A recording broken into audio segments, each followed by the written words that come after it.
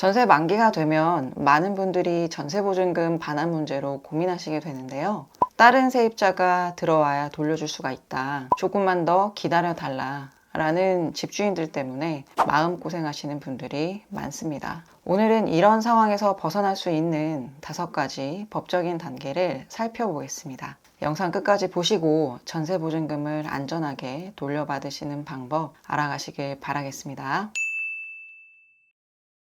첫 번째 단계는요, 내용증명 발송입니다. 내용증명은 임대인에게 법적인 책임을 명확하게 인식시키기 위해서 진행하는 건데요. 먼저 내용증명을 보내기 전에요, 한 가지 할 것이 있습니다. 전세계약이 갱신이 돼버리면 만기 시에 보증금을 돌려받지 못하게 되잖아요. 만기 2개월 전에 전세계약 해지의 의사표시를 먼저 전화나 문자 또는 카톡을 통해 해놓고요. 그럼에도 만기 시에 돌려주지 못하겠다고 한다면 그때 내용증명으로 보증금 반환의 요청을 정식으로 해야 합니다. 내용증명을 보냈는데도 임대인이 보증금 반환을 미루면서 다른 세입자가 들어와야 준다 라거나 조금만 더 기다려 달라 라는 말만 반복할 때 이 내용증명이 필요한데요. 이 내용증명에는요, 계약 종료일 그리고 보증금 반환 요청액을 명시하시고요. 보증금을 돌려주지 않으면 특별 손해가 발생할 수 있다는 걸 반드시 기재해야 합니다.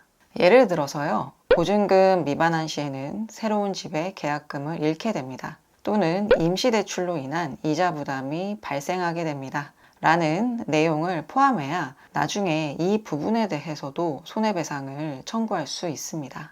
이런 내용증명을 발송하면요, 임대인은 자신의 보증금 반환 의무와 함께 보증금 반환 지연에 따른 법적인 책임을 통지받게 되는데요. 이런 특별손해의 가능성을 명시하면요, 연 5%의 단순 지연이자를 넘어서는 손해배상도 청구할 수가 있습니다. 그래서 임대인에게 강력하게 경고할 수 있는 효과도 있습니다. 집주인이 만기 시에 보증금을 돌려주지 못하겠다라고 하면 내용증명을 발송해 보시기 바랍니다. 이것만으로도 문제가 해결되는 경우가 많습니다. 두 번째는 임차권 등기명령 신청입니다. 임차권 등기명령 신청은요, 세입자의 권리를 법적으로 보존하는 가장 강력한 수단입니다. 집주인이 보증금 반환을 계속 미루거나 내용증명에도 응하지 않을 때는요, 이 임차권 등기가 필요한데요. 임차권 등기가 되면은요, 등기부 등본에 임차권 등기가 기재되면서요, 임대인은 새로운 세입자를 구하기가 어려워지고요. 추가 대출도 제한이 되고요. 그리고 부동산 매매도 어려워집니다. 또 임차권 등기가 되면은요, 여러분이 이사를 가시더라도요, 대항력과 우선 변제권이 유지가 됩니다. 이 임차권 등기 단계에서 대부분의 집주인들이 보증금을 돌려주는 경우가 많습니다. 특히 다른 수입이나 재산이 없는 임대인의 경우는요, 임차권 등기만으로도 보증금 반환을 이끌어낼 수 있습니다. 신청 비용도 나중에 집주인에게 청구할 수 있으니까요, 걱정하지 마시고 임차권 등기 명령 신청을 진행해 보시기 바랍니다. 세 번째 단계는 가압류입니다.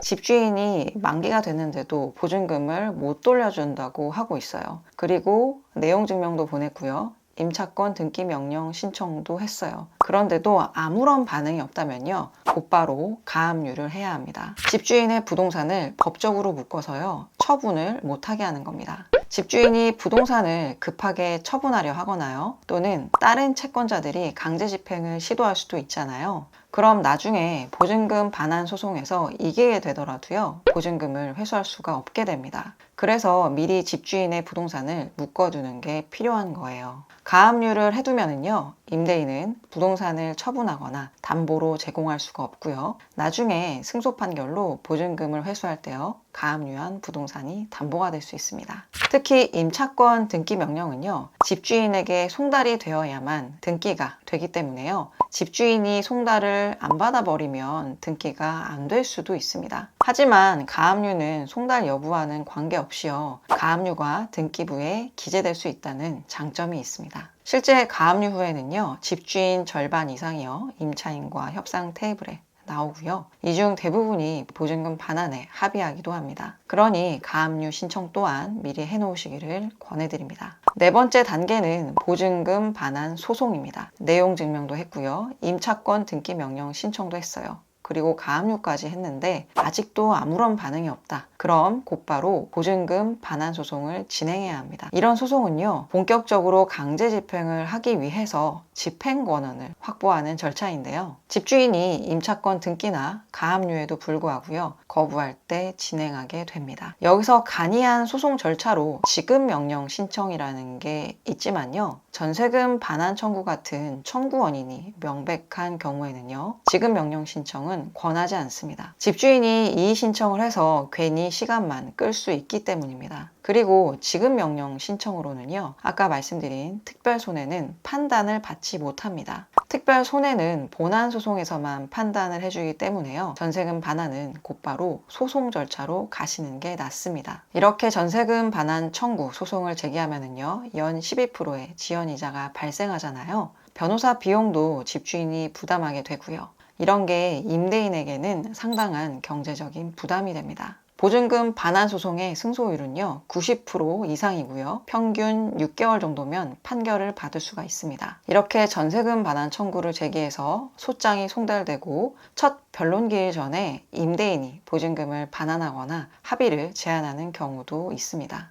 임차권 등기로 해결이 안 된다면요, 소송을 고려하시기 바랍니다. 5번째 단계는 강제 집행입니다. 전세금 반환 청구 소송의 승소 판결을 가지고 보증금을 회수하는 단계이죠. 판결만으로는 돈을 받을 수가 없기 때문에요, 임대인의 재산을 강제로 현금화하는 절차가 필요하게 됩니다. 부동산 경매의 경우에는요, 확정일자를 받은 임차인은 후순위 권리자보다 우선해서 보증금을 받을 수가 있고요, 채권 압류나 동산 압류를 통해서도요, 실질적인 보증금 회수가 가능합니다. 경매는 법원마다 다르지만은요, 7, 8개월에서 1년 정도 소요가 됩니다. 이 단계에서는요, 재산 명시나 재산 조회 절차를 통해서요, 집주인의 다른 재산도 찾아낼 수가 있습니다. 이러한 전세금 반환의 단계별 조치를 다시 정리하겠습니다. 처음에는 내용 증명으로 법적인 책임을 통지하고요, 임차권 등기로 부동산 이용을 제한하고요, 다음으로 가압류로 재산 처분을 막고 그 외 소송으로 법적인 책임을 확정을 합니다. 그리고 강제 집행으로 실제 회수까지 이어집니다. 각 단계마다 임대인이 보증금을 반환할 수 있는 기회를 주고요, 이러한 기회를 거부할 시에는 더 강력한 다음 단계로 넘어가는 전략입니다. 주의하실 점은요, 보증금을 받기 전에 이사부터 가시면 안 된다는 것입니다. 이사를 가버리면 우선 변제권이 약화돼서요, 보증금을 돌려받기 어려워질 수가 있습니다. 꼭 이사를 가야 한다면요, 임차권 등기를 하고 짐을 일부라도 남겨두시기 바랍니다. 오늘은 전세금 돌려받는 5가지 단계를 알아봤습니다. 설명드린 내용은 일반적인 방법이고요, 각자마다 상황이 다르니까요, 내 상황에서는 어떤 방법이 가장 좋은지를 검토해서 진행하시는 걸 권해드립니다. 전문가의 도움이 필요하신 분들은 아래 고정 댓글을 통해서 상담을 신청해 주시고요. 그럼 오늘 영상도 도움되셨기를 바랍니다. 감사합니다.